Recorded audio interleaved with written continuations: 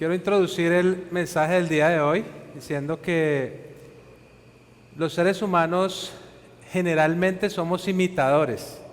Generalmente estamos imitando a alguien o generalmente estamos imitando a algo, incluso eso lo hacemos desde niños. De hecho, la imitación, imitar algo o imitar a alguien es un método de aprendizaje y ese método se llama el aprendizaje por observación. ¿Sí? Generalmente lo conocemos de esa manera, pero eso es lo que vemos en nuestra vida diaria, en nuestra vida práctica. Estamos viendo a nuestros hijos imitar a alguien. Los niños están imitando tal vez a sus padres. Hay niños o personas que están imitando a sus maestros. Hay hombres que están imitando a sus esposas, mujeres que están imitando a sus esposos. Tal vez hay otros que están imitando a algún familiar, otros están imitando a sus amigos, hay otros que están imitando a hermanos de la iglesia, con los que generalmente permanecen o comparten o tienen tiempo de compañerismo. Y hay otros que están imitando a los líderes de la iglesia. Pero ¿saben qué? Hay otros que inevitablemente te están imitando a ti y me están imitando a mí. Y por eso, pues hoy quiero hacer una pregunta y es, ¿a quién estamos imitando? ¿A quién imitas? Y en el texto que estaremos estudiando hoy, el apóstol Pablo está haciendo un llamado a los filipenses, les está llamando a que sean imitadores de él. Pablo llama a la iglesia que sea imitador o imitadores de él, pero también los llama a que observen a otros que tienen un comportamiento similar al de Pablo para que también los imiten a ellos. Que observen a otros que están viviendo vidas conforme al Evangelio de Jesucristo para que los puedan imitar. Entonces vamos a estar en Filipenses capítulo 3, versículos 17 al 21. Les pido que vayamos allá, por favor. Filipenses capítulo 3, versículo 17 y vamos a estar hasta el verso 21. Miren lo que dice el versículo 17. Hermanos, sed imitadores míos y observad a los que andan según el ejemplo que tenéis en nosotros. Porque muchos andan, como os he dicho muchas veces, y ahora os lo digo aún llorando, que son enemigos de la cruz de Cristo, cuyo fin es perdición, cuyo Dios es su apetito, y cuya gloria está en su vergüenza, los cuales piensan solo en las cosas terrenales, porque nuestra ciudadanía está en los cielos, de donde también ansiosamente esperamos a un Salvador, el Señor Jesucristo, el cual transformará el cuerpo de nuestro estado de humillación en conformidad al cuerpo de su gloria, por el ejercicio del poder que tiene aún para sujetar todas las cosas a sí mismo. Oremos, hermanos.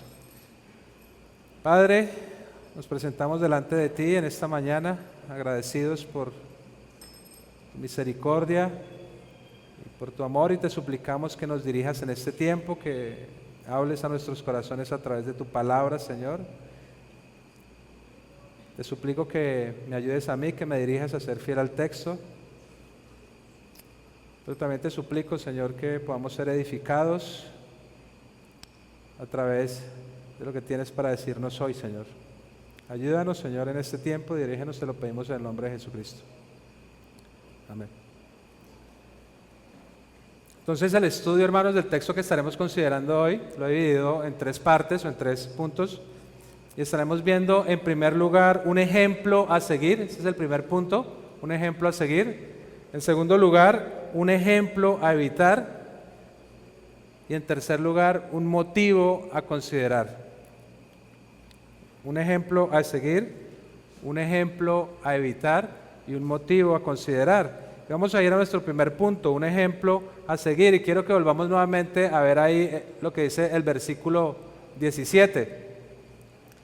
Versículo 17 dice: hermanos, sed imitadores míos y observad a los que andan según el ejemplo que tenéis en nosotros.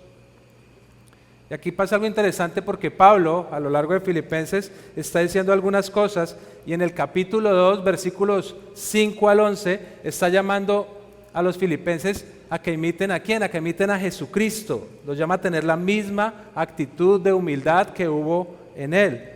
Más adelante, Pablo hace algo similar en el capítulo 3, versículo 15, y los llama de una manera general a que lo imiten a él. Él los llama en unidad a imitarlo a él. Es decir, él los está llamando a que piensen de la misma manera en que piensa Pablo. Pero ahora en este versículo, aquí en el 17, Pablo está haciendo lo mismo pero de una manera más explícita. Él está llamando a los filipenses y los está llamando a dos cosas. En primer lugar, los está llamando a que lo imiten a él, pero en segundo lugar está llamando a los filipenses a que observen a otros que se comportan de la misma manera que lo hace Pablo y que también puedan imitarlos. Eso es lo que está haciendo él allí. Y noten lo que dice el texto: hermanos, sed imitadores míos. Esto es interesante porque Pablo está utilizando aquí un imperativo. Es decir, Pablo está dando un mandato, no es opcional. Él está haciendo una exhortación allí y le está diciendo a ellos: sed imitadores míos. Él les dice literalmente: Filipenses, sed juntos imitadores de mí. Esa podría ser una traducción literal. Y aquí pasa algo particular, y es que podríamos pensar, o alguien podría pensar, que Pablo está siendo orgulloso. Porque ¿quién podría decir, imítenme a mí? O sea, ¿cómo así que alguien va a decir que lo imiten a él? Si alguien podría pensar de esa manera, no, pues tan orgulloso don Pablo, que está diciendo que lo imiten a él. Pero no es lo que está pasando aquí. No es que Pablo se esté creyendo superior y que por eso esté diciendo que lo deben imitar. No es que Pablo esté siendo orgulloso y que por eso le esté diciendo que lo deben imitar a él. Eso no es lo que está pasando aquí. ¿Por qué? Bueno, en un contexto más amplio sabemos qué es lo que dice Pablo en la Escritura. Pablo realmente se caracteriza por su humildad. Eso es algo que caracteriza a Pablo. Pero podemos mencionar algunas razones. En primer lugar, porque Pablo es claramente consciente de su falta de perfección y de la lucha que está teniendo para alcanzarla. De hecho, él afirma esto unos versículos atrás. Si ustedes miran ahí, en el capítulo 3, versículo 12, Pablo dice: no que ya lo haya alcanzado o que ya haya llegado a ser perfecto. ¿Qué es lo que está haciendo Pablo aquí? Está reconociendo su verdadera condición de imperfección espiritual. Eso es lo que está haciendo Pablo ahí. Pero en segundo lugar, noten cómo Pablo se está refiriendo a los filipenses cuando inicia el versículo 17. Él los está llamando hermanos. Y esta no es la primera vez que Pablo lo hace, esta es la tercera vez que lo hace ahí mismo en el capítulo 3, y eso es muy importante, eso es relevante. ¿Por qué? Porque tanto Pablo como los filipenses han sido salvados por el Señor, adoptados como sus hijos, ahora hacen parte de una misma familia y son iguales delante de Dios. Él no es superior. Pero en tercer lugar, porque este no es el único pasaje donde Pablo está diciendo esto, está hablando de que lo imiten a él, no es el único lugar en las Escrituras donde vemos esto. Por ejemplo, en Primera de Tesalonicenses, capítulo 1, versículo 6, Pablo le está diciendo algo a los tesalonicenses y le está diciendo: mire, como ustedes me imitaron a mí y como imitaron también al Señor Jesucristo, ustedes han llegado a ser ejemplo para otros creyentes, tanto en Macedonia como en Acaya. En Segunda de Tesalonicenses, capítulo 3, versículos 7 al 9, Pablo también le hace un llamado a su audiencia para que lo imiten a él. Y en este sentido, o en el llamado que le está haciendo Pablo a ellos, es para que lo imiten respecto a la ética de trabajo. Pablo es un ejemplo de trabajo esforzado, es un ejemplo de trabajo diligente, de trabajo duro. En 1 de Corintios 4, versículo 16, Pablo también llama a los corintios a que lo imiten a Él. Y lo hace después de explicar su dedicación y sufrimiento por el Evangelio. Y Él está animando a los corintios a que lo imiten a Él. ¿Y a que lo imiten en qué? A que lo imiten en su humildad, a que lo imiten en el sufrimiento y a que lo imiten a cómo Pablo responde ante ese sufrimiento. Pero también los está llamando a que lo imiten en su vida de piedad por causa de Jesucristo. En Filipenses 4:9, más adelante del texto que estamos estudiando, Pablo le dice nuevamente a los filipenses que lo que aprendieron de Él, que lo que recibieron de Él, que lo que escucharon de Él y que lo que vieron de Él, que eso mismo hagan, que eso mismo practiquen. Pero hay un texto más y quiero que me acompañen ahí. Vayamos por favor ahí a Primera de Corintios, capítulo 11, versículo 1. Sed imitadores de mí, ¿cómo qué? Como también yo lo soy de Cristo.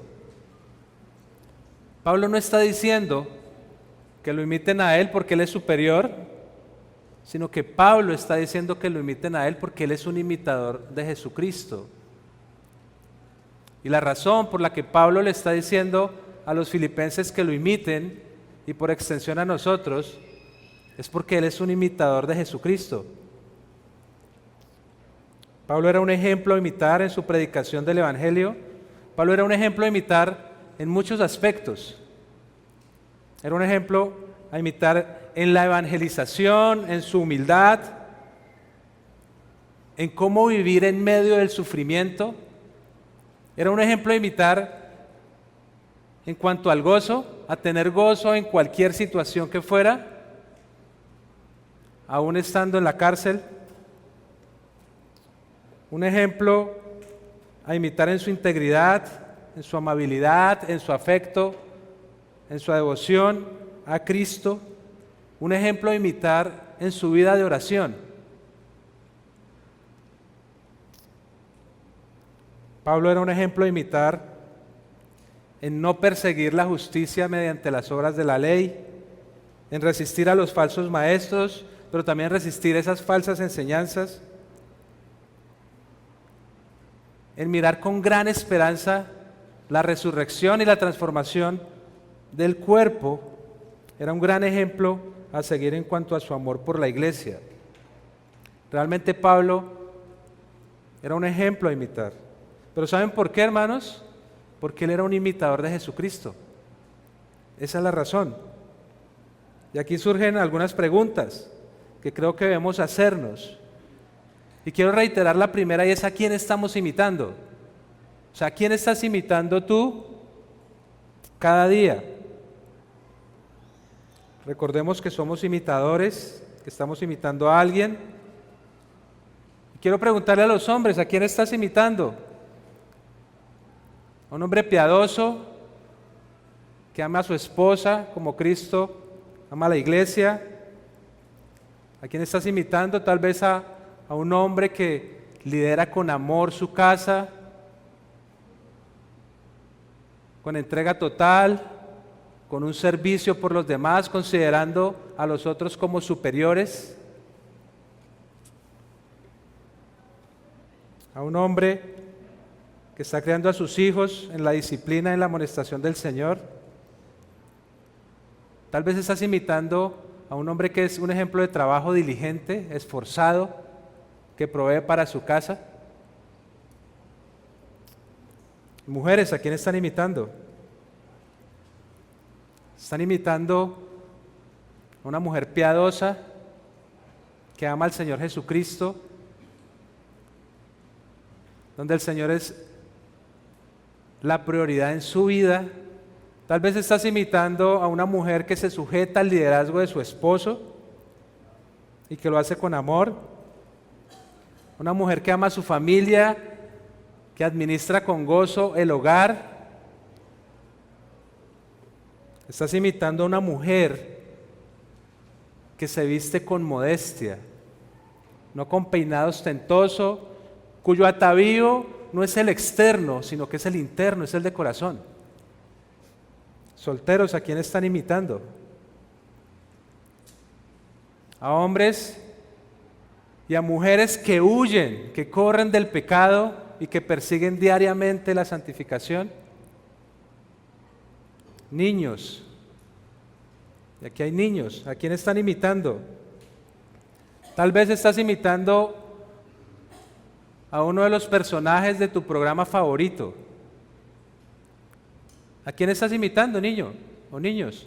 Tal vez estás imitando a un cantante que te gusta, pero que lo que canta en nada glorifica al Señor.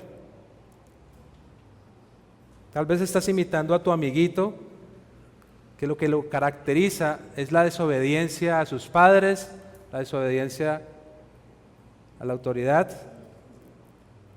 Tenemos que preguntarnos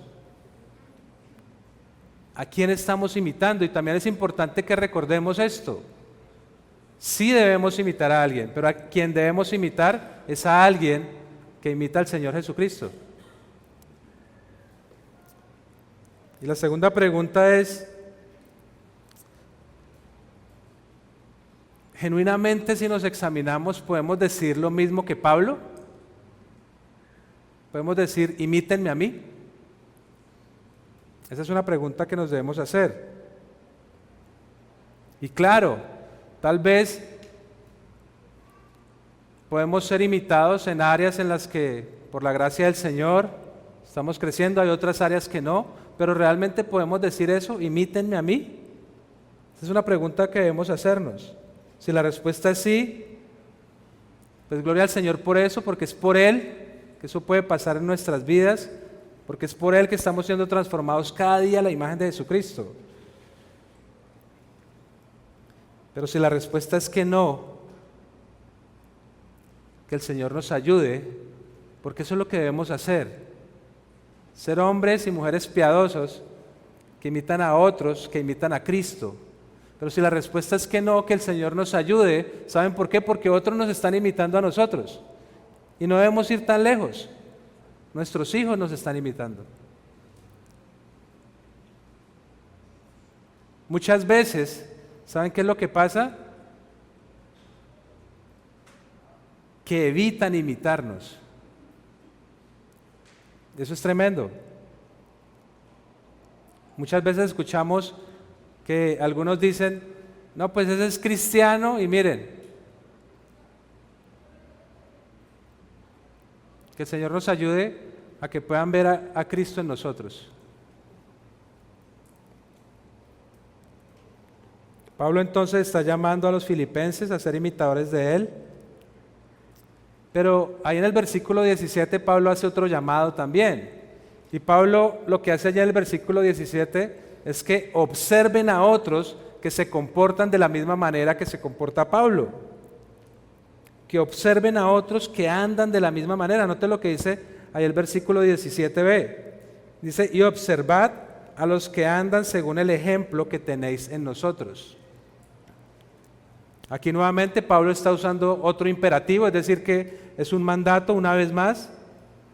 Los filipenses no solamente debían imitar a Pablo, sino que también debían observar a otros e imitarlos. ¿A quiénes? A otros que vivían de la misma manera.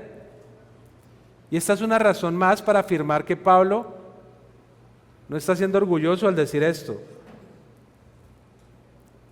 Él no lo está haciendo en un sentido de orgullo personal, sino que más bien se está poniendo como un ejemplo de madurez, que por la gracia del Señor, pues él vivía en su vida práctica, pero también ahora está diciendo que hay otras personas que pueden ser imitadas.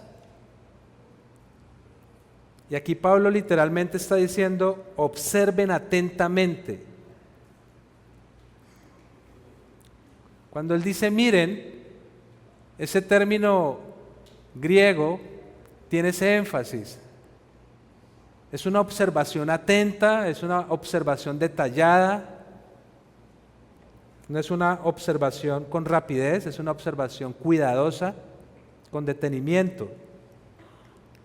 ¿Y a quiénes debían observar los filipenses?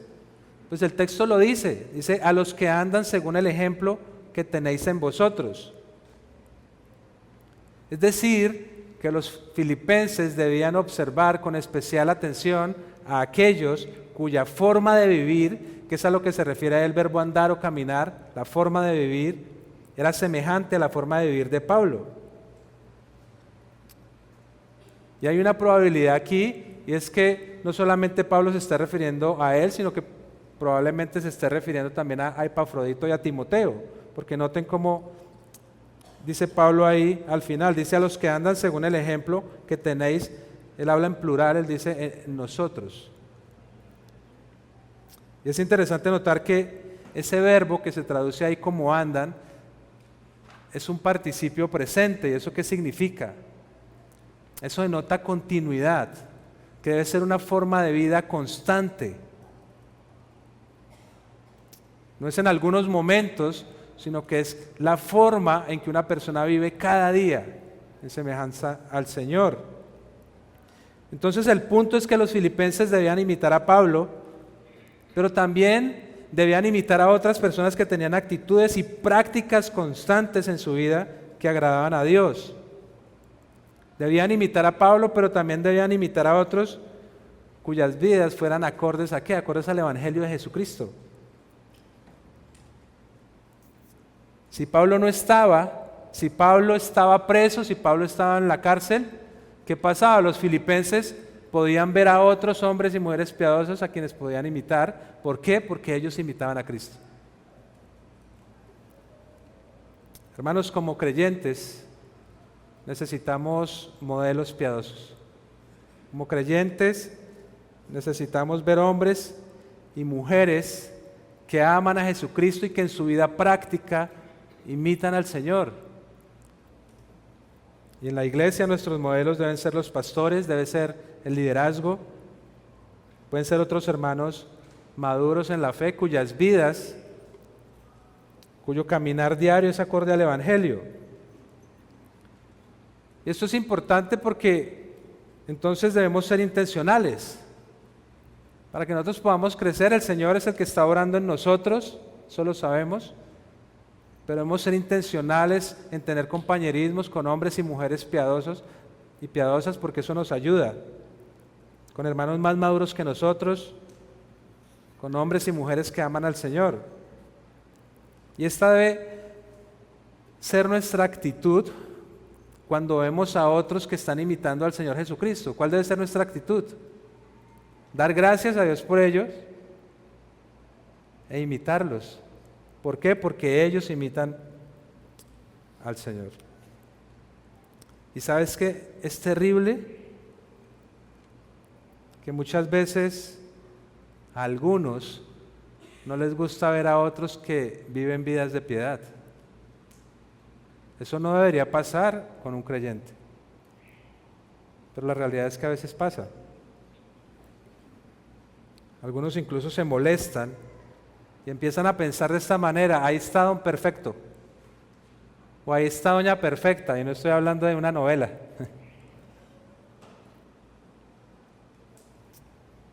¿Saben qué, hermanos? Nadie es perfecto. El único perfecto es Dios. Y si hay hombres y mujeres que son más piadosos que nosotros, que sí los hay, pues repito, lo que debemos hacer es darle gracias al Señor por ellos e imitarlos. ¿Por qué? Porque son imitadores de Jesucristo.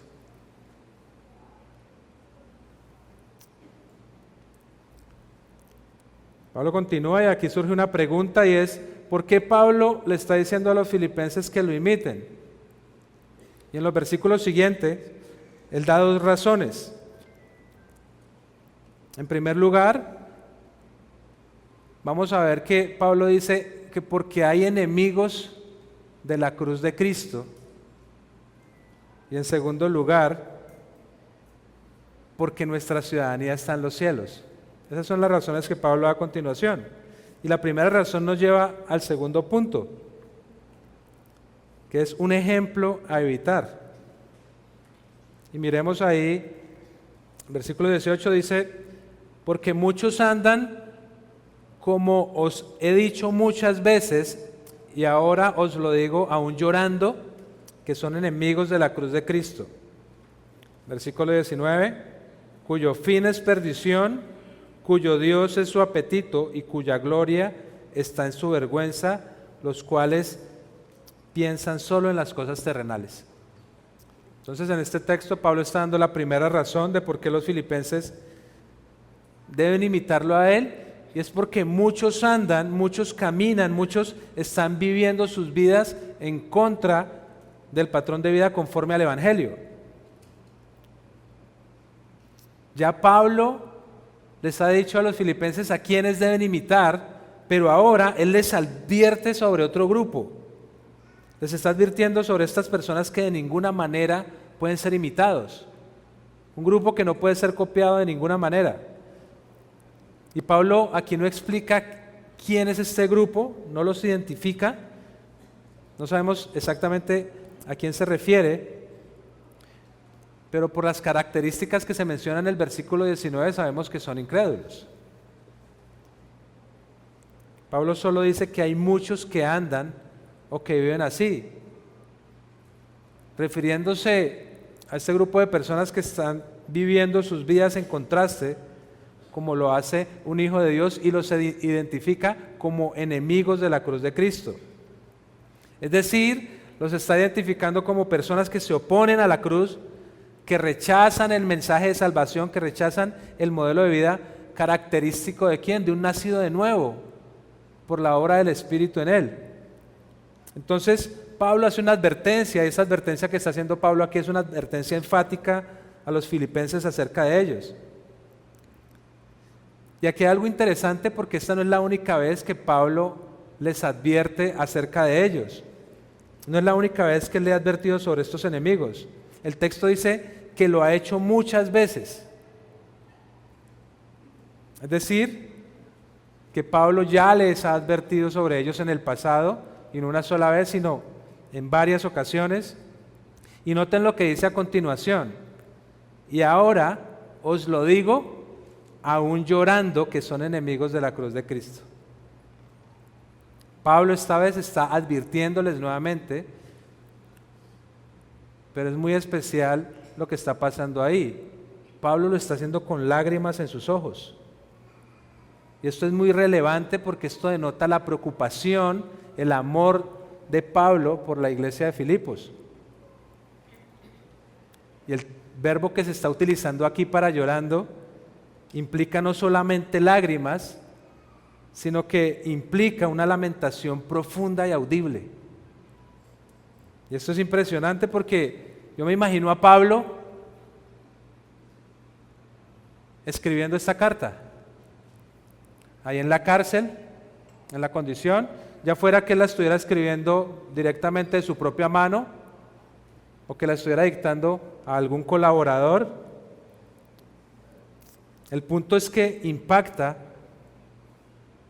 ver su corazón pastoral desbordado de amor por la iglesia, preocupado por ellos. A continuación, Pablo menciona 4 características de estos enemigos de la cruz de Cristo, y eso está en el versículo 19. Miren lo que dice: cuyo fin es perdición, cuyo Dios es su apetito y cuya gloria está en su vergüenza, los cuales piensan solo en las cosas terrenales. Hay 4 características allí de este grupo. La primera característica es que su fin es perdición. Su fin es perdición. ¿Y a qué se refiere esta característica? Esta característica se refiere a su condición eterna. Es decir, que el fin de estos enemigos de la cruz es destrucción. Y esto no se refiere solamente a la muerte física, que es el destino final de todo ser humano, sea creyente o incrédulo. La vida que caracteriza a estos enemigos de la cruz inevitablemente los llevará a un final, y es a la condenación eterna, es al lago de fuego.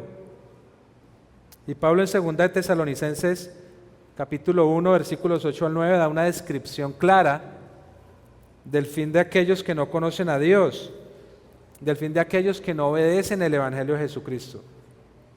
Miren lo que dice ahí cuando habla de la retribución final.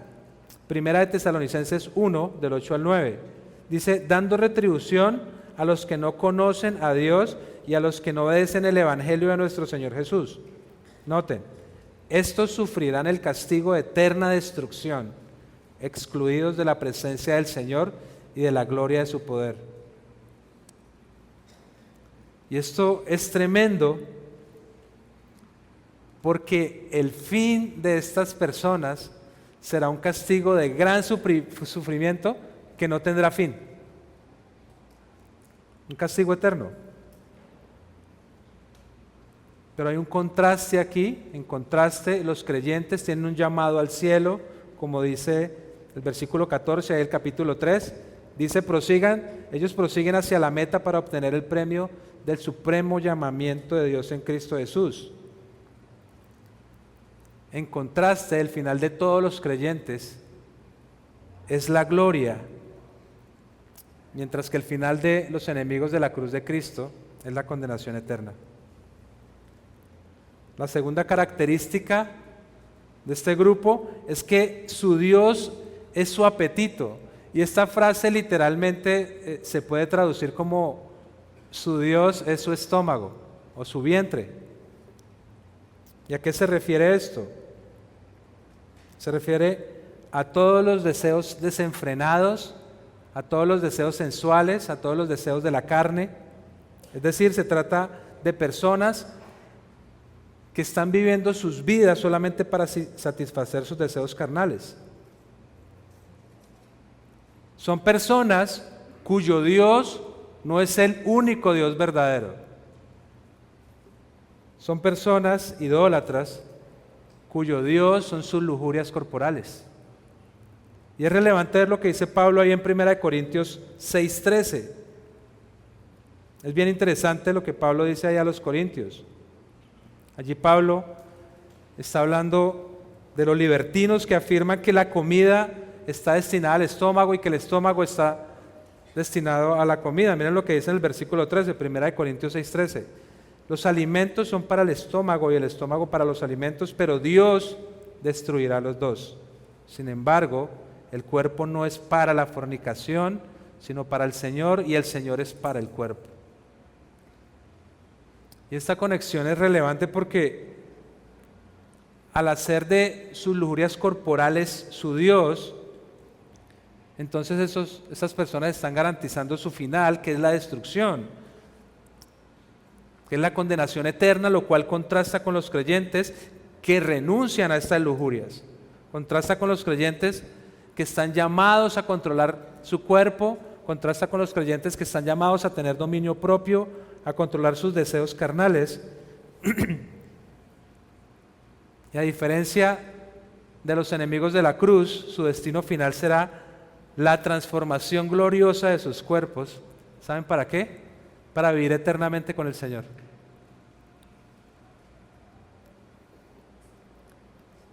La tercera característica es que su gloria está en su vergüenza.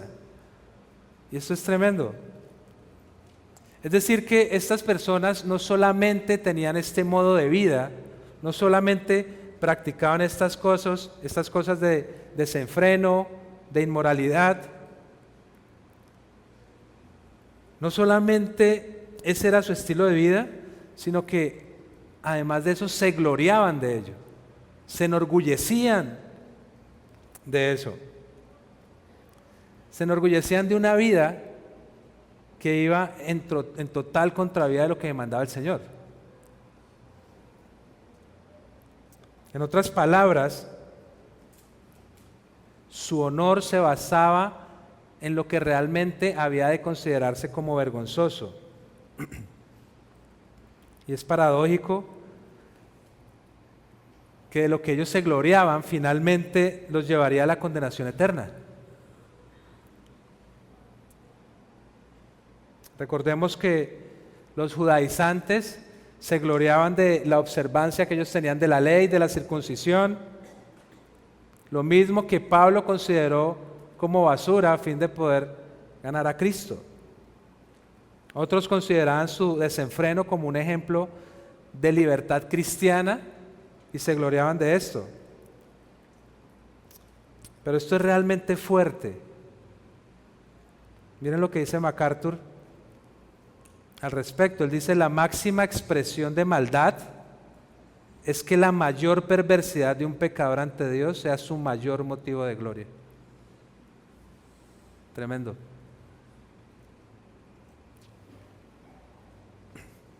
¿Saben qué, hermanos? Lo más triste es que esto es más común de lo que pensamos.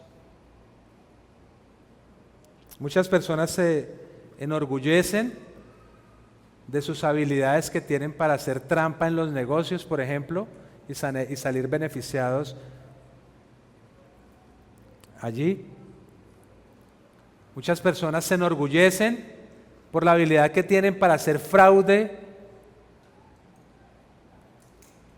para que sus impuestos salgan más baratos. Muchas personas se enorgullecen de su habilidad para engañar a otros. Muchas personas se enorgullecen de su habilidad para tener varias mujeres o varios hombres. Y muchos los consideran héroes. Muchas personas se enorgullecen de poder abortar y de tener libertad de hacerlo. Muchas personas se enorgullecen de hacer parte de la comunidad LGBTI, como dice Michael ABCD.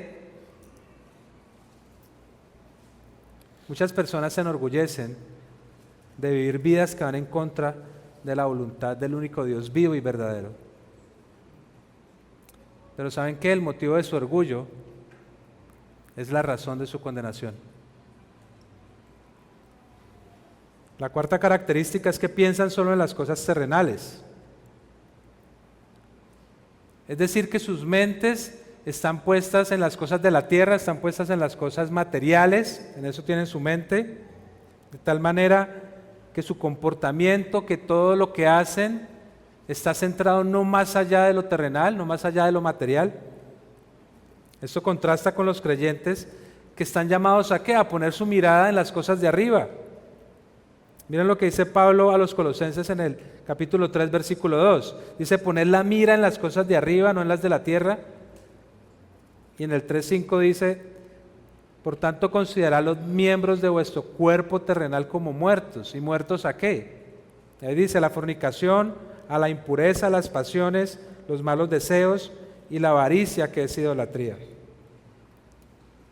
Y es esto en lo que piensan continuamente los enemigos de la cruz, y este es su estilo de vida, un estilo de vida que niega por completo someterse al señorío de Jesucristo. Estas personas prefieren vivir de un placer temporal que tener la bendición y la esperanza de la vida eterna. Entonces, lo que caracteriza a estos enemigos de la cruz es que su fin es perdición, en primer lugar. En segundo lugar, es que su Dios es su apetito. En tercer lugar, que su gloria está en su vergüenza. En cuarto lugar, que solo piensan en las cosas terrenales. Y tal vez eso te caracterice a ti. Tal vez tú que estás ahí sentado, escuchando este mensaje, se esté identificando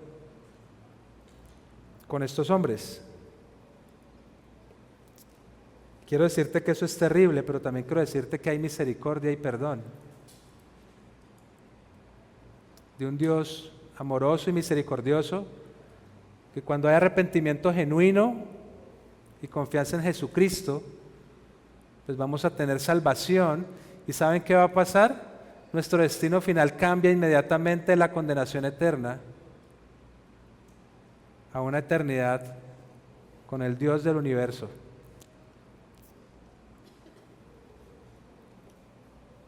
Por otra parte, si estás en Cristo, es necesario que te examines para ver a quién estás imitando, porque saben que fácilmente podemos imitar a los enemigos de la cruz.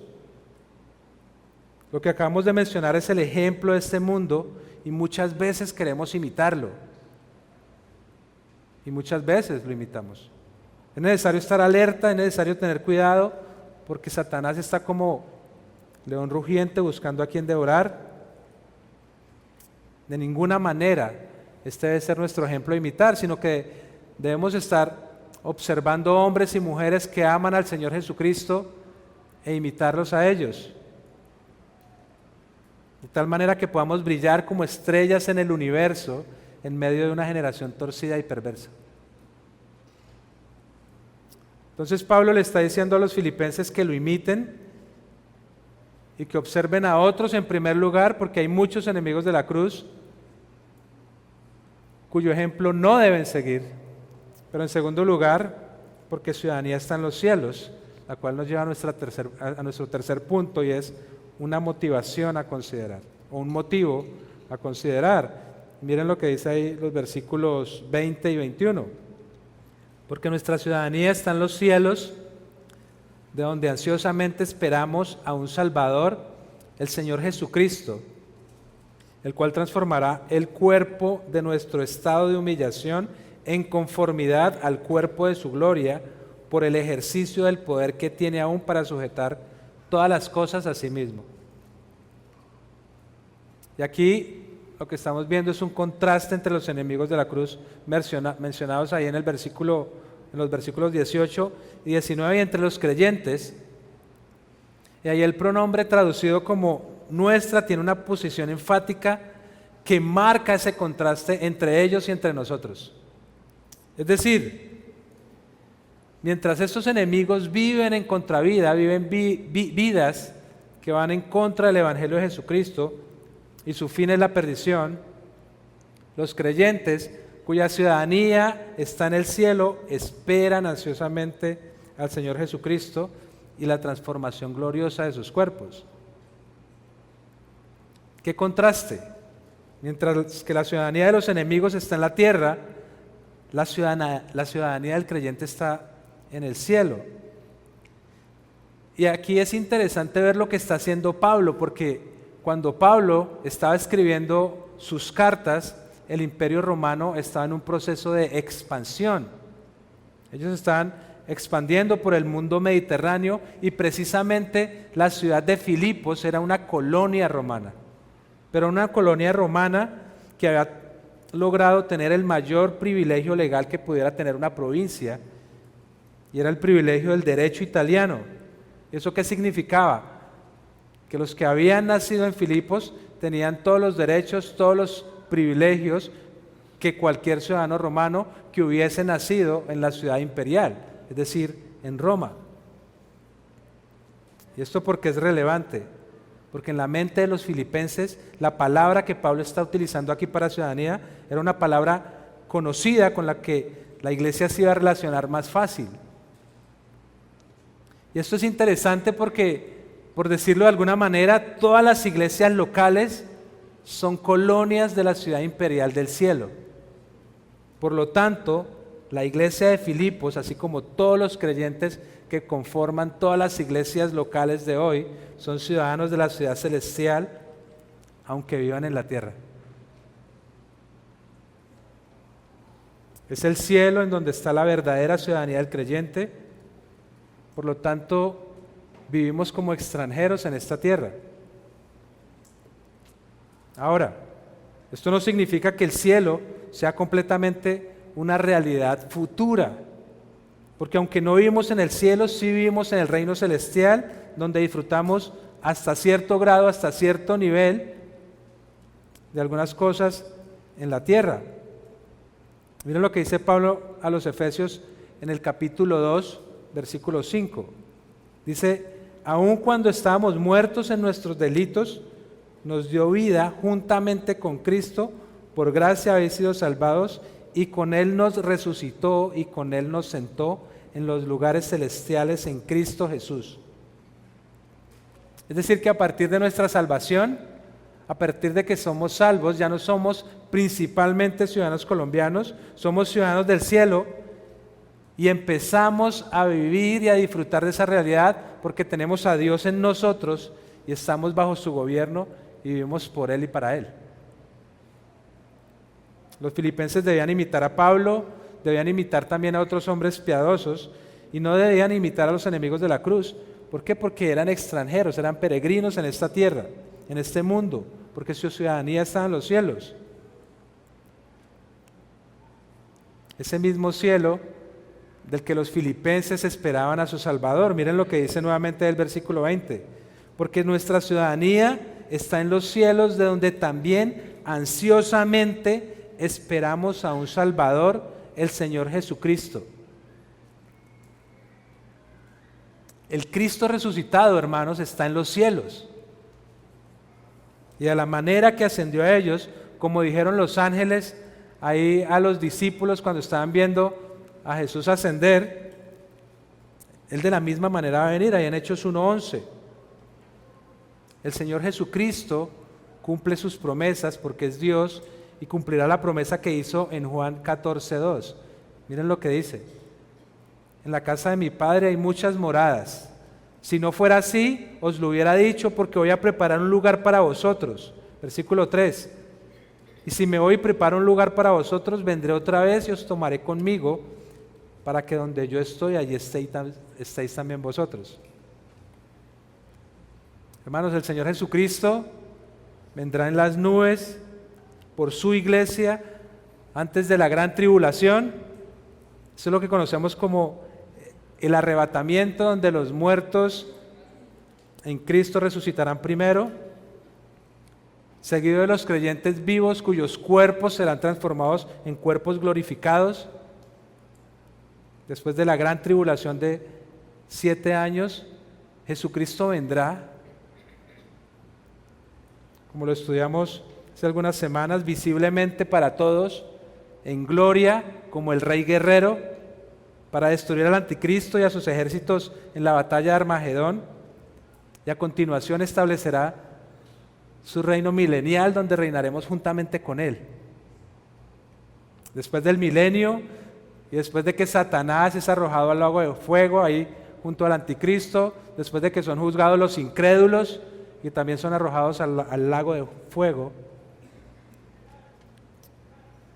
vendrá el estado eterno.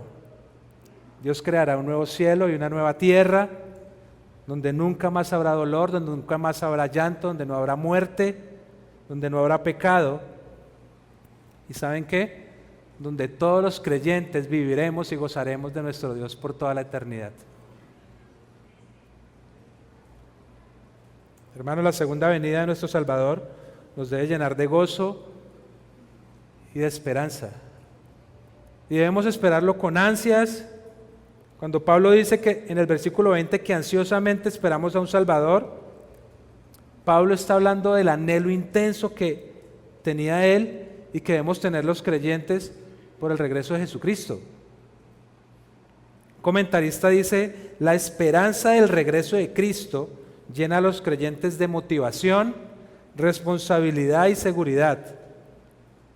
Esta promesa encierra una motivación positiva a ser hallado fiel cuando Él regrese, a premiar a los creyentes, a rendir cuentas ante Dios por una vida que produzca oro, plata y piedras preciosas, en vez de madera, heno y hojarasca.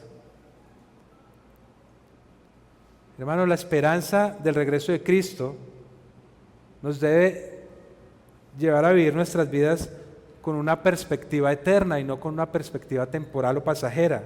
La esperanza del regreso de Cristo nos debe llevar a vivir vidas con confianza y seguridad, porque a pesar de las circunstancias que vivimos, que a veces son difíciles, sabemos que nuestro futuro, sabemos que nuestro destino está seguro en Cristo. La esperanza del regreso de Cristo nos debe llevar a imitar a hombres y a imitar a mujeres que viven para Cristo. Nos debe llevar a perseguir la santidad, nos debe llevar a huir del pecado, nos debe llevar a no imitar a aquellos que no quieren que Cristo regrese, porque saben que serán juzgados con justicia y que su destino final será la condenación eterna. La esperanza del regreso de Cristo nos debe animar. ¿Saben por qué? Porque cuando Él se manifieste seremos semejantes a Él, porque le veremos tal como Él es.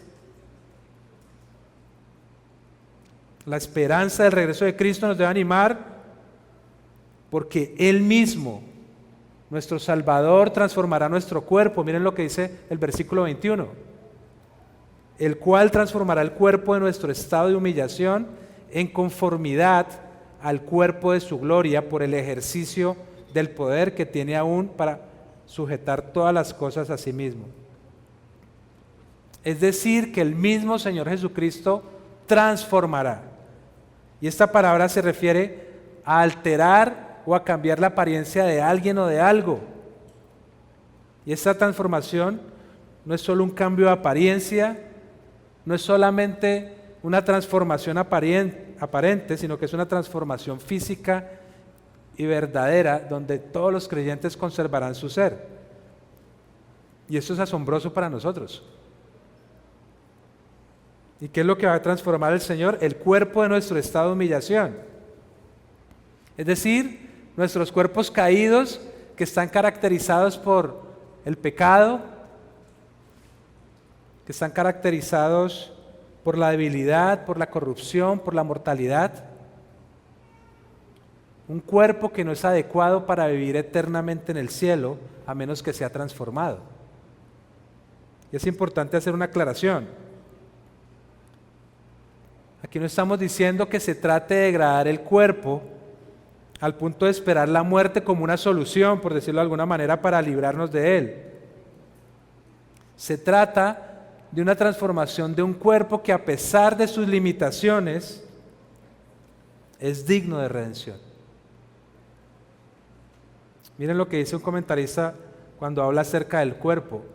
No es una especie de cáscara exterior que cubre el espíritu humano, una cubierta que espera que algún día sea desechada, ni una casa prisión del alma de la que mejor sería prescindir. No. Nuestro cuerpo, hermanos, será transformado y eso lo hará el Señor Jesucristo. Noten lo que dice el texto, que lo transformará en conformidad al cuerpo de su gloria. Y la palabra traducida para conformidad aquí también es enfática. Nuestros cuerpos serán transformados para ser como Cristo en su gloria de resurrección. ¡Wow! Esto es muy potente porque no solo será una transformación del cuerpo, sino que será una transformación total. No será solamente una transformación externa, sino que también será una transformación interna. De tal manera que vamos a tener el mismo tipo de cuerpo que Cristo tiene, el cual será apto para vivir por la eternidad en el cielo. Y esto es impresionante para nosotros, pero es una realidad porque el que va a hacer eso es el Dios omnipotente. Es Dios mismo el que lo va a hacer. Noten cómo finaliza el versículo 21. Él lo hará por el ejercicio del poder que tiene aún para sujetar todas las cosas a sí mismo. El mismo Dios que creó todas las cosas, cuanto existen, el mismo Dios que es soberano sobre todo el universo, es el mismo que tiene poder y que transformará nuestros cuerpos en cuerpos gloriosos semejantes a los de Cristo. Hermanos, ¿cómo no nos vamos a animar y cómo no nos va a motivar esto que escuchamos? La realidad futura de la transformación de nuestros cuerpos era una esperanza gloriosa para Pablo y para los filipenses, pero también lo debe ser para nosotros. Este es el premio por el que está corriendo Pablo y que menciona unos versículos antes ahí en el 12:14. Pero también debe ser el premio por el que nosotros debemos correr nuestra carrera de la fe, esforzándonos en dependencia del Señor. Pablo anima a los filipenses a correr la carrera de la fe con la esperanza en la transformación de sus cuerpos corruptibles por cuerpos incorruptibles. Y los anima a que lo hagan siguiendo ejemplos piadosos de hombres y mujeres que viven para el Señor, pero también para que se abstengan de seguir los malos ejemplos de los enemigos de la cruz. Y hermanos, es necesario que recordemos que también nosotros debemos meditar en esto. ¿A quiénes estamos imitando? Y no solo meditar en esto, sino que debemos meditar en que otros nos están imitando a nosotros. Tal vez son nuestros hijos, tal vez alguien más. Que el Señor nos ayude a imitarlo a Él cada día para poder ser conformados a su imagen para su gloria.